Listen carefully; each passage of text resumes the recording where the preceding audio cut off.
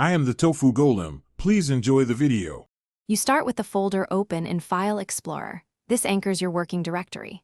Once there, click the address bar, type CMD and press Enter. This launches command prompt already pointed to that folder. If you prefer a context menu, hold Shift and right-click empty space, then pick Open PowerShell window here. Type CMD and press Enter to switch to command prompt. Make sure you're in the correct folder first, because the prompt inherits that location and runs commands from there. Once command prompt is open, you need to confirm and, if necessary, adjust the working folder. Use CD subfolder to enter a subdirectory, or CD. To move up one level, this lets you target the right location quickly. You can also drag a folder from Explorer into the prompt to paste its full path, then press Enter. To verify where you are, run dir to list files or echo %cd% to print the current path. This ensures subsequent commands affect the intended folder.